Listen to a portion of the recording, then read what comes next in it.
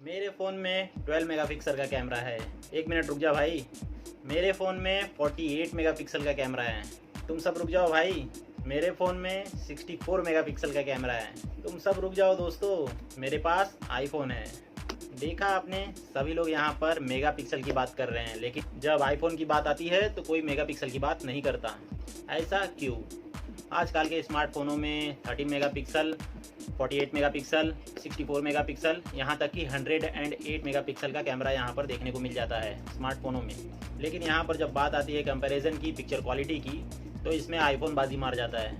यहाँ पर दोस्तों सभी जानते हैं कि आईफोन में जो कैमरा दिया होता है वो होता है 12 मेगापिक्सल का, लेकिन फिर भी यहाँ पर जो 48 मेगापिक्सल है, 64 मेगापिक्सल है, यहाँ तक कि 108 मेगापिक्सल है, इन सभी से आईफोन का कैमरा बेहतर माना जाता है। फ़ोन को तो छोड़ो यार, अगर आप DSLR की कैमरे को देखोगे तो यहाँ पे भी आपको 12 मेगापिक्सल या फिर 16 मेगापिक्सल या फिर 20 मेगापिक्सल का ही कैमरा दिया होता है। लेकिन फिर भी जो DSLR का पिक्चर क्वालिटी होता है वो कैमरा स्मार्टफोनों के पिक्चर क्वालिटी से लाखों गुना बेहतर होता है। यहाँ पर अगर हम कंपेयर करें DSLR 20 मेगापिक्सल कैमरे के पिक्चर क्वालिटी की और 64 मेगापिक्सल स्मार्टफोन के पिक्चर क्वालिटी की, तो DSLR का जो कैमरा है उसकी जो पिक्चर क्वालिटी है वो लाखों गुना बेहतर मानी जाती है स्मार्टफोन के पिक्चर क्वालिटी से। ऐसा क्यों?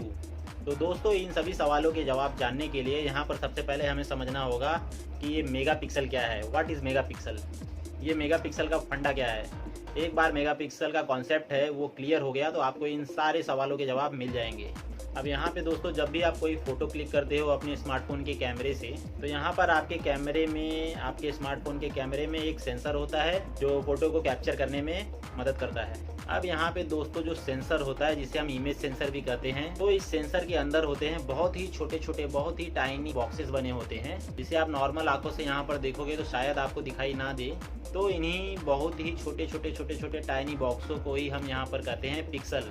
तो इन्हीं छोटे छोटे बॉक्सों में या फिर कह लो पिक्सल में इमेज की जो इन्फॉर्मेशन है वो स्टोर होती है। तो यही छोटे छोटे बॉक्स को मिलाकर या फिर कह लो ये छोटे छोटे पिक्सल मिलाकर, करोड़ों पिक्सल मिलाकर, करोड़ों बॉक्स मिलाकर तैयार की जाती है एक इमेज, जो आपको देखने को मिलता है। तो यहाँ पर आसान भाषा में कहे तो दोस्तों किसी भी इमेज का जो सबसे छोटा पार्ट होता है, अगर किसी भी इमेज को जूम करते जाओगे तो वहाँ पे जो छोटे छोटे बॉक्सेस बन के आ जाएंगे, उसे ही कहते हैं हम पिक्सल।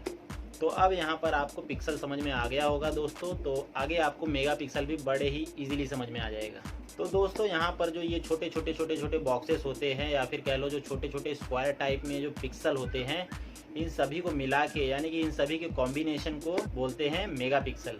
तो एक मेगापिक्सल में होते हैं दोस्तों 10 लाख पिक्सल। मतलब कि जब छोटे छोटे 10 लाख पिक्सल यानी कि 10 लाख स्क्वायर टाइप बॉक्सेस मिलते हैं, तब जाके एक मेगापिक्सल बनता है। यानी कि यहाँ पर दोस्तों अगर 12 मेगापिक्सल है तो 12 मेगापिक्सल में होते हैं 12 मिलियन पिक्सल। यानी कि दोस्तों यहाँ पर होंगे 1 करोड़ 20 लाख पिक्सल। 1 करोड़ 20 लाख पिक्सल से बनता है यहाँ पर 12 मेगापिक्सल का कैमरा। सेम इसी तरह दोस्तों अगर आपका 48 मेगापिक्सल का कैमरा है, कैमरे में यहाँ पर 48 मिलियन छोटे पिक्सल होंगे, तो 48 मिलियन पिक्सल से जाकर बनता है 48 मेगापिक्सल। और अगर 64 मेगापिक्सल का कैमरा होगा यहाँ पर, तो यहाँ पर 64 मिलियन छोटे पिक्सल्स होंगे, जिनसे बनेगा 64 मेगापिक्सल। तो इसी तरह बहुत सारे छोटे पिक्सल से मिलकर बनता है एक मेगापिक्सल। तो यहाँ पर दोस्तों जितना ज़्यादा मेगापिक्सल होगा उतना ज़्यादा रेजोल्यूशन बड़ा होगा। फॉर एग्जांपल यहाँ पर अगर 12 मेगापिक्सल का कैमरा है तो उसका रेजोल्यूशन जो होगा 4290 × 2800। इन दोनों को आप जब मल्टीप्लाई करते हो तो यहाँ पर आ जाएगा 12 मिलियन के बराबर पिक्सल। वैसे ही दोस्तों अगर आपको 48 मेगापिक्सल का कैमरा है, अगर आपका 64 मेगापिक्सल का कैमरा है, तो उसका रेजोल्यूशन जो है वो बहुत ही बड़ा देखने को मिलेगा। तो यहाँ पर दोस्तों जो रेजोल्यूशन है वो जितना ज़्यादा बड़ा होगा, वहाँ पर आप जो किसी भी पिक्चर को उतना ज़्यादा जूम कर सकते हो। एग्जांपल में आप किसी 12 मेगापिक्सल के कैमरे से पिक्चर क्लिक करके देखना और उसे जूम करके देखना, और 64 मेगापिक्सल या फिर 48 मेगापिक्सल के कैमरे से पिक्चर को क्लिक करके और उसे जूम करके देखना। जो पिक्चर क्वालिटी होगी रेजोल्यूशन के मुकाबले में वो जो कैमरे का मेगापिक्सल जिसका बहुत ज़्यादा होगा, उसका रेजोल्यूशन भी ज़्यादा होगा और उसकी पिक्चर क्वालिटी भी अच्छी आएगी। मतलब कि 12 मेगापिक्सल वाला जो इमेज है वो ज़्यादा जूम नहीं होगा और जो 64 मेगापिक्सल वाला इमेज है वो बहुत ही ज़्यादा जूम होगा। तो यहाँ पर जो ज़्यादा मेगापिक्सल वाला कैमरा है उसके जो पिक्सल्स है वो बहुत ज़्यादा हो जाते हैं अंदर, इसके लिए जो जूम है वो बहुत ज़्यादा होता है। तो यहाँ पर दोस्तों पिक्सल मेगापिक्सल का जो कॉन्सेप्ट है वो आपको अच्छे से समझ आ गया है। अब यहाँ पर क्या आपको पता है, जो कंपनियां हैं स्मार्टफोन बनाने वाली वो 12 मेगापिक्सल या फिर 16 मेगापिक्सल के कैमरे को 48 के मेगापिक्सल या फिर 64 मेगापिक्सल का कैमरा बनाकर आपको बेवकूफ़ बनाती हैं। वेल कैसे? चलिए इसे हम एक सिंपल से एग्जांपल से समझते हैं। यहाँ पर दोस्तों आप देख सकते हो मेरे पास है एक बॉक्स और मेरे पास यहाँ पर है 12 आर्म। तो यहाँ पर दोस्तों हम मान लेते हैं ये जो बॉक्स है ये है इमेज सेंसर आपके कैमरे का, आपके स्मार्टफोनों का। और यहाँ पर दोस्तों ये जो 12 आर्म है इसे मान लेते हैं हम मेगापिक्सल। एक आर्म बराबर 1 मेगापिक्सल, 12 आर्म है तो बराबर 12 मेगापिक्सल। तो दोस्तों यहाँ पर आप देख सकते हो कि यहाँ पर जो बॉक्स है यानी कि जो इमेज सेंसर है उसकी कैपेसिटी सिर्फ 12 आर्म यानी कि 12 मेगापिक्सल को ही स्टोर करने की है। और यहाँ पर जो 12 आर्म है उन सभी का जो साइज़ है वो सेम है, जो फिक्स है। और यहाँ पर दोस्तों जो कंपनी है वो क्या करती है कि ये जो 12 मेगापिक्सल का कैमरा है इसकी जगह पर आपको 48 मेगापिक्सल का कैमरा बना के दे देता है। वो कैसे, चलिए समझते हैं। यहाँ पर आप देख सकते हो कि जो बॉक्स का साइज़ है वो तो सेम है, जो इमेज सेंसर है उसका जो साइज है वो तो सेम है, लेकिन इस सेम बॉक्स के अंदर कंपनी जो है वहाँ पर 12 मेगापिक्सल की जगह पर यानी कि 12 मैंगोज की जगह पर आपको 48 मेगापिक्सल स्टोर करके देगा, यानी कि 48 आर्म को स्टोर करके देगा। ये वो कैसे करेगा? वेल कैसे? तो यहाँ पर दोस्तों कंपनी जो है वो आपके मेगापिक्सल के साइज़ को छोटा कर देती है, यानी कि हम जहाँ पर 12 मैंगोज को रखे थे उसी जगह पर हम छोटे छोटे 48 मैंगोज को स्टोर करेंगे उस सेम इमेज सेंसर के अंदर, यानी उस सेम बॉक्स के अंदर। तो यहाँ पर दोस्तों कंपनी का कॉन्सेप्ट ये है कि अगर जो बॉक्स के अंदर 12 आर्म रखे हुए हैं यानी कि 12 मेगापिक्सल है वो बहुत ही बड़ा है, उसे हमें छोटा करना है। यानी कि जो एक बड़ा आर्म है उस एक बड़े आर्म के बदले हमें 4 मैंगोज रखने हैं, 4 आर्म रखने हैं, यानी कि 1 मेगापिक्सल के बदले 4 मेगापिक्सल, जो बहुत ही छोटे छोटे होंगे। सेम इसी तरह दोस्तों हर एक आर्म के बदले 4 आर्म यानी कि हर एक मेगापिक्सल के बदले 4 छोटे मेगापिक्सल को हम एडजस्ट करेंगे, यानी कि जो 12 आर्म है उन 12 बड़े आर्मों के बदले 48 छोटे आर्म स्टोर किए जाएंगे, यानी कि 12 मेगापिक्सल के बदले 48 छोटे मेगापिक्सल को उस इमेज सेंसर के अंदर, उस बॉक्स के अंदर स्टोर किया जाएगा। तो सेम इसी तरह ये जो कंपनी है यहाँ पर यही टेक्निक अपनाती है। यहाँ पर जो इमेज सेंसर का साइज़ है वो सेम है, लेकिन जो मेगापिक्सल का साइज़ है उसे छोटा कर दिया जाता है। 12 मेगापिक्सल की जगह पर 48 मेगापिक्सल को उस इमेज सेंसर के अंदर एडजस्ट कर दिया जाता है, यानी कि 1 pixel is equal to 4 small pixels. इसी तरह यहाँ पर दोस्तों 12 मेगापिक्सल इंटू 4 करके 48 मेगापिक्सल कंप्लीट किया जाता है। इसीलिए दोस्तों यहाँ पर हमें 12 मेगापिक्सल की जगह पर 48 मेगापिक्सल देखने को मिलते हैं, लेकिन जो पिक्सल्स होते हैं वो बहुत ही छोटे होते हैं। तो यहाँ पर दोस्तों यही टेक्निक कंपनी इस्तेमाल करती है, जिसमें इमेज सेंसर तो सेम होता है लेकिन उसमें 48 मेगापिक्सल, 64 मेगापिक्सल यानी यहाँ तक कि 108 मेगापिक्सल को एडजस्ट किया जाता है उस सेम इमेज सेंसर के अंदर। यहाँ पे कंपनी झूठ भी नहीं कहती कि आपको 48 मेगापिक्सल नहीं मिल रहा है। यहाँ पर कंपनी जो बोलती है आपको 48 मेगापिक्सल दिया जा रहा है, 64 मेगापिक्सल दिया जा रहा है, वो सच में कंपनी आपको देती है। लेकिन यहाँ पर दोस्तों जो पिक्सल का साइज होता है उसे बहुत ही छोटा कर दिया जाता है, लेकिन जो इमेज सेंसर होता है वो सेम ही होता है। जो आपको 12 मेगापिक्सल के कैमरे में इमेज सेंसर देखने को मिलेगा वही आपको 48 या फिर 64 मेगापिक्सल के कैमरे में भी देखने को मिलेगा।